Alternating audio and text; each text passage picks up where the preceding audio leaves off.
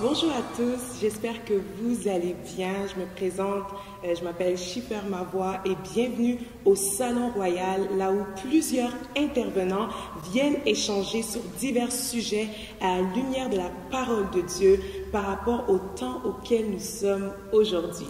Je ne suis pas seule, je suis accompagnée d'hommes, de femmes puissants, Pasteur Leslie Pastorino, le pasteur Éric Moulopoué, Jean-Claude Mendes et Déborah Kettler-Mavoie. Et aujourd'hui, nous allons parler de l'identité, qui est le fondement de la vie chrétienne. Mais avant de commencer, avant d'aller plus en détail, c'est quoi l'identité? Waouh, c'est une très très belle question. En réalité, si on veut parler de l'identité, il y a beaucoup de définitions selon l'optique où on se trouve. On peut parler de l'identité sur le plan psychologique, sociologique et même sur le plan politique. L'identité, c'est en fait un ensemble des valeurs caractéristiques de ce que nous sommes, qui nous différencie des autres. En fait, qui fait de nous ce que nous sommes, différents de quelqu'un d'autre. Alors, toutes ces valeurs, toutes ces caractéristiques, ça devient notre identité. En fait, en devenant chrétien, qu'est-ce qui se passe en réalité? C'est que nous entrons dans une nouvelle identité. La vie chrétienne, c'est essentiellement naître. Parce qu'en naissant, comme la Bible nous dit dans Jean 1, 12, à ceux qui l'ont reçu, elle a donné le pouvoir de devenir enfants des dieux, lesquels sont nés. Et quand nous sommes chrétiens, nous naissons, nous avons une nouvelle identité. Et si je veux encore continuer pour dire c'est quoi l'importance d'avoir cette identité ou même de réaliser qu'on a une identité, c'est que une identité, en réalité, l'importance c'est, je vais donner sur base de ce qui est ma petite expérience dans des chrétiens. Alors, une identité, moi personnellement, ça forme quelque chose qui me permet de tamiser ce qui doit influencer ma vie. C'est quand je réalise mon identité, quand il y a des choses, des informations, des choses qui se passent dans le monde, parce que tous, nous sommes influencés par tout ce que nous voyons, entendons, touchons, ainsi de suite. Alors, quand une chose se passe, elle a tendance à influencer ce que nous sommes. Maintenant, l'identité devient ce filtre-là. Parce que je suis chrétien, par exemple, je réalise mon identité chrétienne et je ne peux pas permettre que telle ou telle autre chose m'influence. Je finirai par un exemple que j'ai vécu quelque part.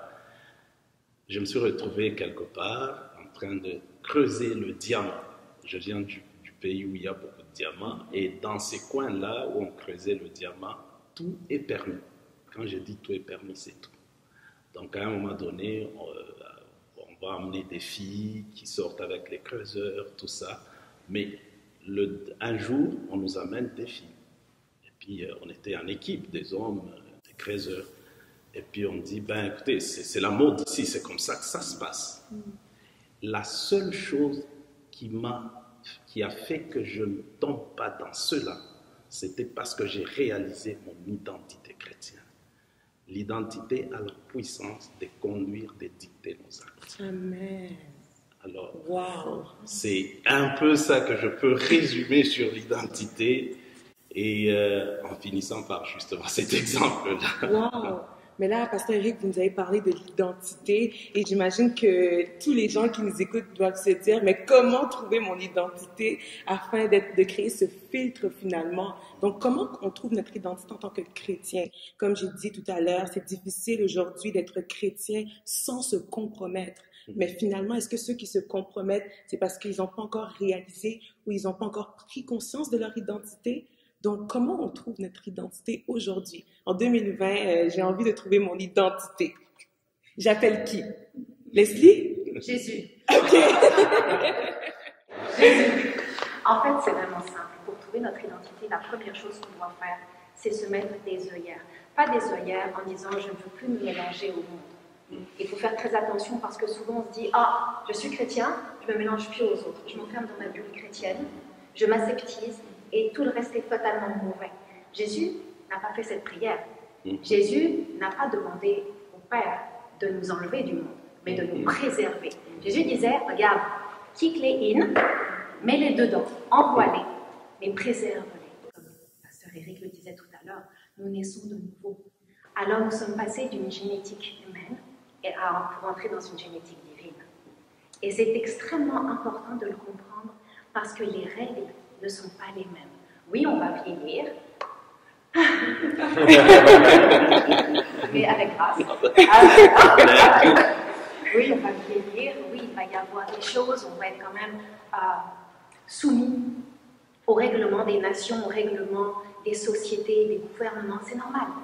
Mais cependant, notre première mission, notre premier lieu d'être est de s'aligner avec le caractère de Christ, est de s'aligner avec son cœur, avec ses attraits, ses désirs, ses attributs. Et pour ça, nous devons mettre des lignes conductrices dans nos vies. Nous devons le choisir. Comment on trouve notre identité? C'est pas compliqué. On applique Matthieu 6, 33. Recherchez en premier le royaume de Dieu et sa justice et tout le reste vous sera donné. Mais souvent les gens ils se disent « ah, mais c'est facile ». Oui, ça l'est. Quand nous sommes aptes à mettre les priorités à la bonne place, c'est facile. Les priorités à la bonne place, il y a deux types de priorités dans la vie. Il y a les priorités immuables qui ne changeront jamais. Et l'ordre ne changera jamais. Et après, il y a les priorités de saison que Dieu, à travers lesquelles Dieu nous fait passer selon son plan pour chacun de nous. Et oui, nous pouvons nous aligner avec les priorités saisonnières dans nos vies, mais notre priorité, c'est ce côté-là. Et ce côté-là, c'est Dieu. Dieu le Père, Dieu le Fils, Dieu le Saint-Esprit, toi et ta famille, les âmes, le reste. Mais Dieu a la première place. Et vous allez me trouver cruel, mais l'église locale n'est pas la première place. Le fait de vouloir absolument se marier et avoir des enfants, chose que je respecte, n'est pas la première place. Désirer ardemment avoir une business qui fait du cash n'est pas la première place. La première place, c'est Jésus. La première place, c'est la communication avec le Saint-Esprit. La première place, c'est de se dire, je veux aller dans la présence du Seigneur chaque jour, je veux me remplir de la parole de Dieu chaque jour. Et souvent, les gens en Christ ne trouvent pas leur identité parce que ce morceau-là, ce petit déjeuner extraordinaire, manque au repas. Alors, trouver son identité en Christ n'est pas difficile.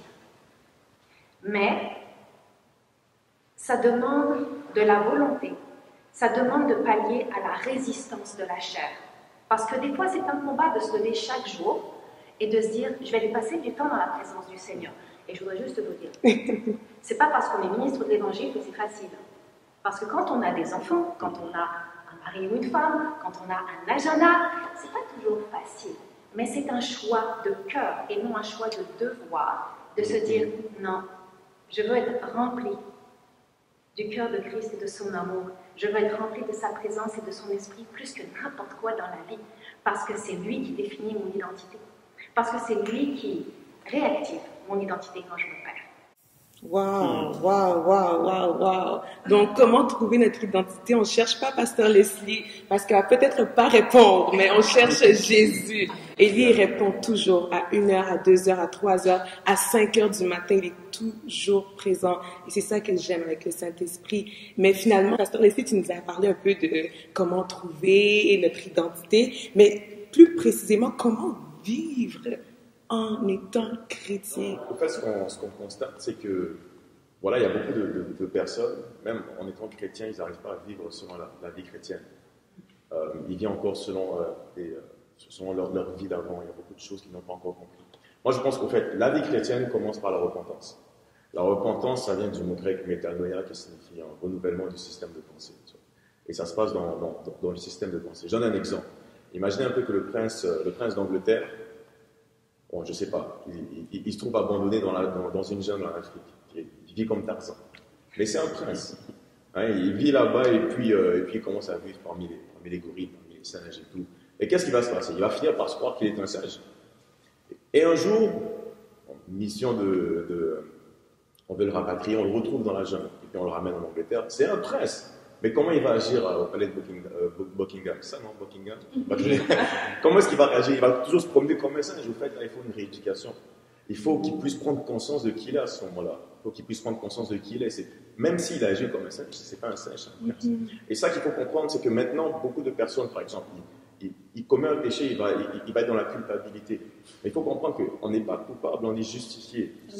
Parce que Christ lui-même, il s'est fait pécher afin que nous puissions en lui devenir justice de Dieu. On ne peut pas vivre dans l'impudicité, même si tu as des tentations, des choses comme ça. Maintenant, tu es saint. Tu es saint en Jésus-Christ. Et il faut qu'on prenne conscience de qui on est. Ça se passe dans le renouvellement de l'intelligence. Voilà pourquoi il dit qu'on doit être transformé par le renouvellement de l'intelligence pour qu'on puisse connaître quelle est la volonté de Dieu, ce qui est bon, agréable et parfait. Et c'est là que ça se passe. Mais tant qu'on n'a pas, et bien ça prend une rééducation. Il faut absolument savoir qui on est. Comment on sait? Dans les Écritures, dans la parole. Et c'est beaucoup de temps qu'on passe dans la présence de Dieu, afin d'être attaché à lui. Donc c'est ce qu'il faut comprendre, en fait.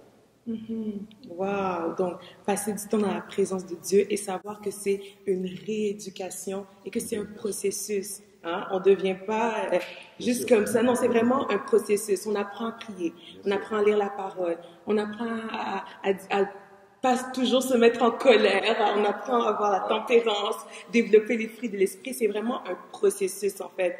Et Déborah, parle-nous-en des conséquences. C'est tellement riche tout ce qu'on est en train de dire ici, et je me rends compte en fait que ce verset qui dit aussi longtemps que l'héritier est un enfant, il ne diffère en rien d'un esclave. Et je me dis que tant qu'on n'a pas la révélation, tant qu'on ne va pas vers le Père pour passer du temps et connaître notre identité, on vit comme emprisonné en fait. On vit comme Jessie l'a dit, dans la culpabilité. Certaines réalités peuvent venir devant nous, comme le pasteur Rick l'a dit. On va le filtrer différemment. Mais tandis que lorsqu'on a cette révélation d'être enfant de Dieu, on a la liberté. Et je crois que c'est ce que Jésus-Christ est venu en fait pour nous rendre libres. Lorsqu'on dit Jésus-Christ est venu nous affranchir et nous apprendre la liberté. Alors je dirais que la plus grande conséquence de l'identité en Christ, c'est vraiment cet épanouissement en Jésus, cette liberté en Jésus-Christ. Et là, on se positionne différemment face aux réalités de la vie. Oui, un jour tu tombes, mais tu te relèves différemment. Tu te relèves pas comme quelqu'un qui veut se justifier devant les hommes, mais tu te relèves parce que tu sais ce que Christ a fait pour toi à la croix. Donc, je pense que c'est vraiment important que chacun de nous puisse comment je peux dire, avoir la révélation de notre identité pour bénéficier de cette liberté. Ouais. Amen. Mais tu vois, ça me rappelle toujours ce même exemple. Autrefois, lorsqu'on a eu notre premier enfant, on avait un appartement dans le sud-ouest de Montréal avec un immense couloir. Et le couloir, c'était comme, il était long. Et on a eu notre premier fils qui apprenait à marcher. Et pour ceux qui ont déjà des enfants, apprendre à marcher chez un enfant, c'est quelque chose de très difficile. Il essaye, il tombe. Il essaye, il tombe. Il fait un pas, il tombe. Et pas toujours dans le bon sens. Non, mais c'est la vérité. Pas toujours dans le bon sens. Des fois, il tombe sur la tête, il se cogne dans les murs, il tombe sur ses fesses. Et toi, en tant que parent, tu n'es pas collé à l'enfant. Tu es un petit peu plus loin et tu l'appelles et tu lui dis « Vas-y, relève-toi, t'es capable !» Et Dieu fait la même chose avec nous. Et souvent, on se condamne parce qu'on oublie notre statut d'enfant. On se condamne parce qu'on oublie que c'est un processus. On attend tellement comme t'as accepté Christ, tu vas être parfait. Non, ça n'arrivera jamais. Les amis, ça n'arrivera jamais. Et au contraire, comme cet enfant, dans le couloir, on va tomber, mais Jésus va nous relever. Et nos muscles vont se fortifier. Et un enfant, ça apprend à marcher très vite. Ouais. Et un enfant de Dieu peut apprendre à marcher très vite aussi. Wow, quelle belle comparaison. Et vraiment, je nous invite à ne pas lâcher, à persévérer. La marche est longue, mais cette marche-là en vaut tellement la peine. J'ai aimé ce que Déborah a dit. Elle a dit l'épanouissement. Et aussi, ce que j'aime avec Jésus-Christ, c'est qu'il il a dit, je vous donne ma paix. Non pas la paix de ce monde, mais je vous donne ma paix. Donc, en plus d'avoir cette paix-là qu'on aura dans l'éternité, on en bénéficie aujourd'hui aussi sur la terre. Donc, c'est ça. Donc, est-ce que vous pouvez me relever juste un mot qu'une personne va se rappeler par rapport à l'identité, chacun notre... Oui, un mot. Un mot. Ouais, moi, c'est repentance. Renouvelle ton intelligence, ton système de pensée. Il faut que tu saches qui tu es. Là, je suis en train de côté, là. Repentance. Repentance. Un autre mot. Renouvellement. Renouvellement. Repentance, renouvellement. Persévérance. Persévérance. Liberté. Liberté. Renouvellement, repentance, persévérance et liberté. Et vraiment, je vous invite à faire cette prière-là chaque matin. Seigneur, je me répands. Seigneur, renouvelle mon intelligence. Seigneur, libère-moi. Seigneur, aide-moi à persévérer. C'est vraiment une prière quotidienne et je vous assure que le Saint-Esprit est fidèle. Il écoute même des soupirs inexprimables du cœur. Donc, je vous dis à très bientôt. C'était Déborah Ketla-Mavoie. Jean-Claude Mendes. Frédéric. Et les six passerelles. Et Chifer Mavoie au Salon Royal. Au revoir.